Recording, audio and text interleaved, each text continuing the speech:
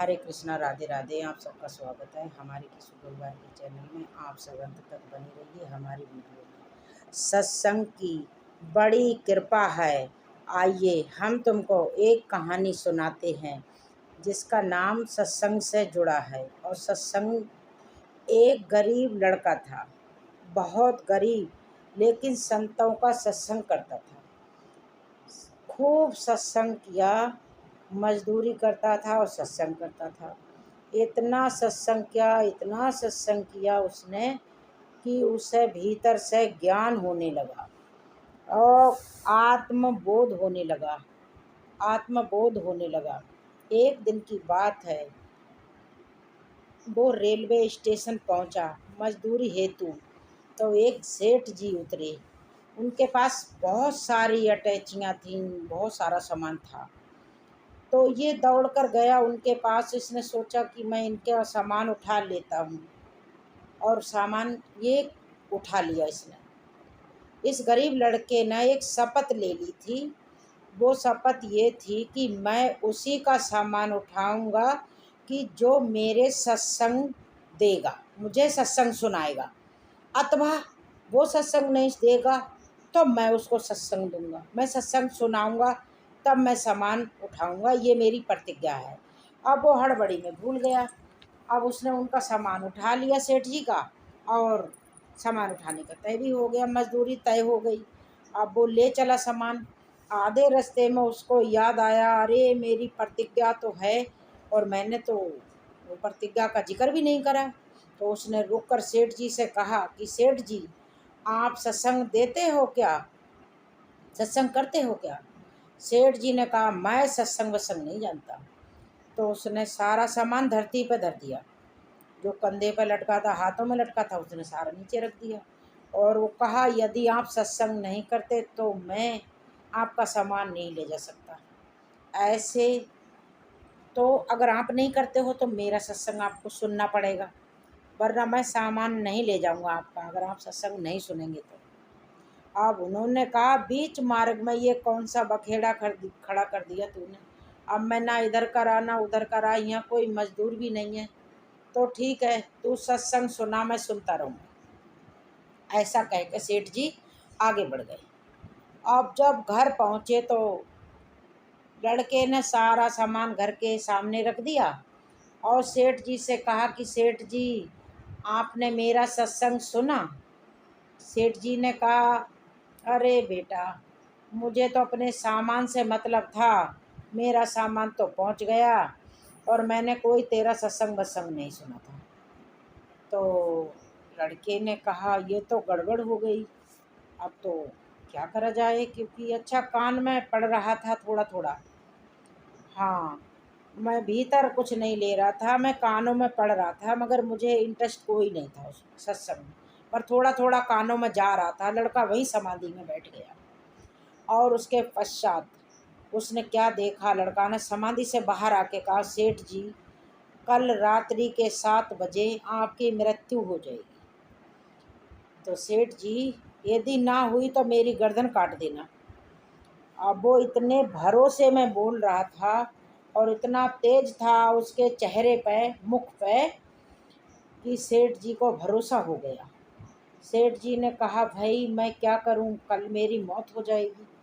उसने कहा, मौत को तो मैं भी नहीं टाल सकता, जिसको मृत्यु तो आनी है, मृत्यु लोक में आए तो मृत्यु तो आनी है, तो यमराज तो आएंगे, आपको लेकर की भी जाएंगे।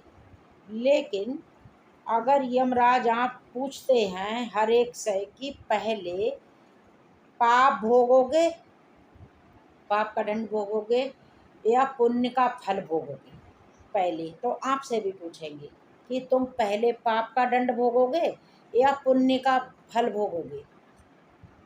तो आप ये काम करना, यमराज से कह देना कि पाप का दंड भोगने का मुझे कोई डर वर नहीं लगता, मुझे कोई डर वर नहीं लगता, लेकिन मैं पहले चाहता हूँ कि पुण्य का फल जो होता है वो मैं भोगना नहीं चाहता, देखना चाहता हूँ। वो मैं देखना चाहता हूँ अपनी आँखों से, भोगना नहीं चाहता, पुण्य का फल देखना चाहता हूँ। तो वैसी घटना हुई। दूसरे दिन ठीक 7 बजे सेठ जी मर गए। अब यमराज आए। यमराज ने पूछा, पाप का दंड पहले भोगना चाहते हो या पुण्य का फल पहले भोगना चाहते हो? क्या इच्छा है तुम्हारी? उनने कहा, मुझे डर वर नहीं लगता पाप का दंड भोगने में, मगर मैं पुण्य का फल देखना चाहता हूँ। भोगना नहीं, देखना चाहता हूँ। यमराज भी चक्कर में पड़ गए कि देखना चाहते हैं, ऐसा तो भोगने आते हैं, देखने तो कोई नहीं आता। ये तो अजब ही खेल हो रहा है। यमराज जी उसे लेकर गए चित्रगुप्त के पास, जो हमारा लेखा जोखा रखते हैं।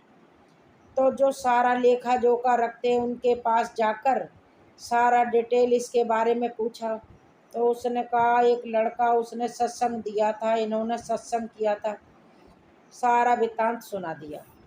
और चित्रगुप्त ने कहा कि मेरे पास ऐसा कोई उपाय नहीं है कि मैं पुण्य दिखा सकूं इन्हें। तो ये दोनों लेकर गए इंद्र के पास। आप स्वर्ग के राजा हैं, आप बताइए, ये पुण्य का फल देखना चाहते हैं। इंद्र ने कहा, मैं पुण्य का आंकलन करना नहीं जानता, मैं फल दिखाऊंगा क्या? तो क्या करें, तीनों मिलकर गए उन सेठ जी को लेकर ब्रह्मा जी के पास। ब्रह्मा जी से कहा, वो ब्रह्मा जी ने, आओ भगत की, आइए आइए, हमारे यहाँ बड़े बड़े लोग आए हैं और ये कौन स्पेशल आए हैं, भाई विराजिए। सबको सिंहासन दिया। ब्रह्मा जी ने सेठ जी को सिंहासन दिया, इंद्र को सिंहासन दिया, सेठ जी चित्रगुप्त को सिंहासन दिया, यमराज को सिंहासन दिया, सेठ जी को सिंहासन दिया, सबको सिंहासन दे के विराजमान कराए। वहाँ भी वृत्तांत सुनाया कि ये सेठ जी कहते हैं कि हम पुण्य का फल देखना चाहते हैं। ब्रह्मा जी ने कहा, मेरे पास तो आज तक ऐसा कोई जीव नहीं आया जिसने पुण्य का फल देखने की आकांक्षा की हो। तो ब्रह्मा जी ने कहा, चलो नारायण के पास चलते हैं।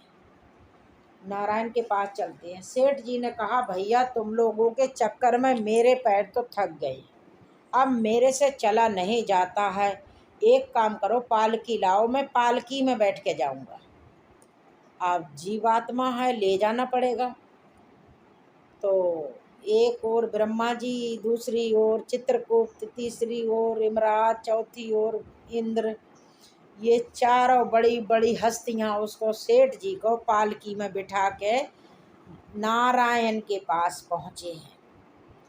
जब नारायण के दूर से देखा, नारायण ने देखा और हंसने लगे, खिलखिला गए एकदम, और खूब हंसे नारायण।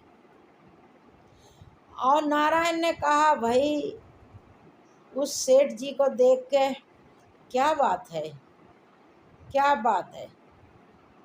सेठ जी ने कहा, मेरी तो एक ही आकांक्षा है कि मैं पुण्य का फल देखना चाहता हूँ और वही देखना चाहता हूँ।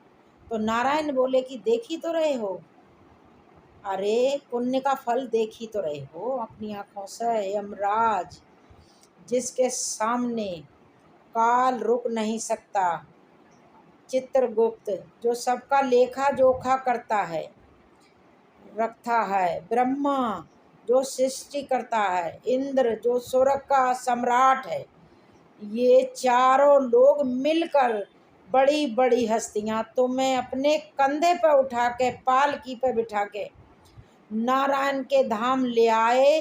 तुम्हें नारायण मिल गए, और क्या चाहिए? देखो, पुण्य देख रहे हो ना, और क्या चाहिए? तो ये कैसे हुआ, ये कैसे हुआ? ये घंटे भर का सत्संग दिया था उस लड़के ने सेठ जी को। सेठ जी ने अच्छे से सत्संग लिया भी नहीं था, लेकिन देखिए ऐसे ऐसे कमाल हो जाते हैं। तो सत्संग का इतना प्रभाव है कि आप सत्संग कीजिए, कुछ मत मांगिए, बस सत्संग कीजिए। अनाया यूं ही बड़े बड़े लोग आपको उनके धाम तक पहुंचा देंगे। राधे राधे।